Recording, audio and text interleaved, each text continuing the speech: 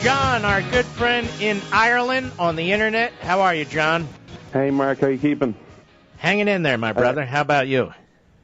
Well, I was pretty good until I heard you at the top of the hour talking about them visas, man. It got me a bit fumed. Yeah, I know. All those visas been given out, man. It's I only need one. I was ringing to talk to you about the sequester, and just to get your opinion on one thing. With all these cuts, and through Obama and several of his colleagues talking about, well, if the Republicans don't agree to a deal, we're going to have to cut this and this. Why isn't there an opportunity for conservatives to actually just change the conversation, flip it on its head and go, okay, so you want to cut this. Why is this needed? And also, is it a possibility to reestablish the 10th Amendment? As one of the things I heard was that they're going to cut firefighters. Now, I could be wrong on this, but as far as I'm aware, a firefighter is part of a state budget. You're exactly right. They're considered, quote-unquote, first responders, police officers, firefighters, emergency personnel, and the federal government has gotten in the business from time to time in issuing grants to localities so they can control what the localities do with these resources and control the policies of these localities, and they have to wean themselves off of it. The fact of the matter that the overwhelming majority of money that goes to funding police officers and firefighters and emergency personnel is raised at the local level. But this is mostly a scare tactic. But it's a warning, John, which is your point. It should be a warning to the other levels of government, states and localities. You take this money from the federal government, it's like taking it from the mob.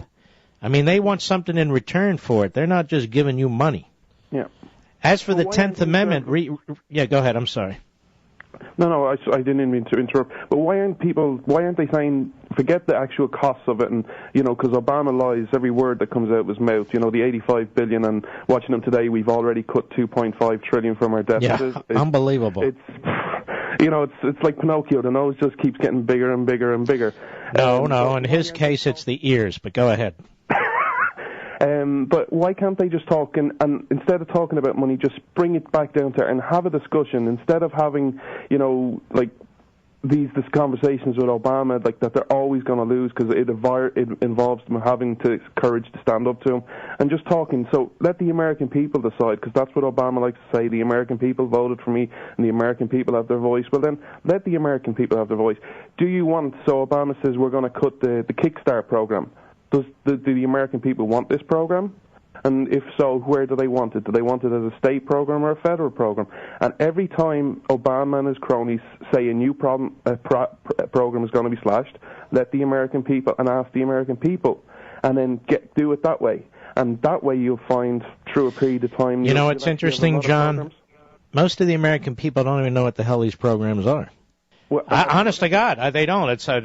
It's well, we got this program, and this program's going to be cut, and this one's going to be cut. Oh, well, we can't have that. Why not? I don't know. We just can't. Yeah, I don't understand why. We don't frame the argument, is your point. The conservatives, well, because there aren't enough conservatives in the Republican Party, to be honest. Certainly not at the leadership level. They don't frame the arguments. And the other thing is, you have to really approach this at multiple levels. Obama makes this personal. He's vicious. He attacks people at a very low level. And our guys, it's a guy walking into a ring with brass knuckles, and our guys are walking in the ring with cooking mittens. And so, he's pounding the hell out of us, and we're there, no, he doesn't mean it. No, he doesn't mean it. So he means it, and he's not a nice man. He's a mean guy. And I just feel our guys need to hit him high, hit him low, hit him every way they can politically, but they don't. Instead, they go after conservatives. Yeah, it's so sad. And there's no... Pathetic. They don't even try and change the discourse.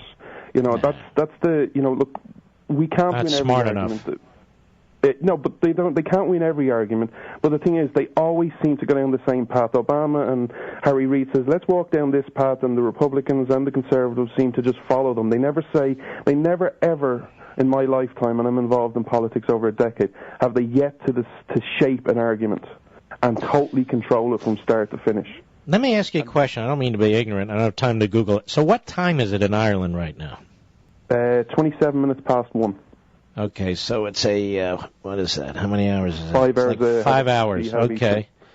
Yep. And how's the weather? I guess it's pretty rotten. It's cold right now. I'm shivering. It's probably about 2 degrees. Yeah. And you want to come to this country, and you've been trying to come to this country, and I just told you 85 million people got into this country, and you're probably thinking, what in the hell? Well, I said I spoke to you before about immigration. I'm very lucky, and I also wanted to thank you. I don't know if you remember the last time I spoke to you. I do. A bit ago. And you are just so kind. What you do, one of the things that always impressed me from the first time I heard you was every way you end the show, you salute the firefighters, the military. My cousin fought in Vietnam, and just every day. But, when people don't salute people enough, and I know people are very grateful for you, but you are just so kind. Like, number one, I phoned into a few other shows over the years, and when they find out you're not American or not living here, they tend to not have interest and they hang up on you, whereas you've always made me feel very welcome. And then the last time you put the link up to the website I work for, that I'm very fortunate to work for. Give it to us again. We're going to go. Give it to me again. It was youngpatriots.com, but I say it's nothing for you to do. But, all right, brother. Youngpatriots.com, ladies and gentlemen. We'll be right back. Sorry, John.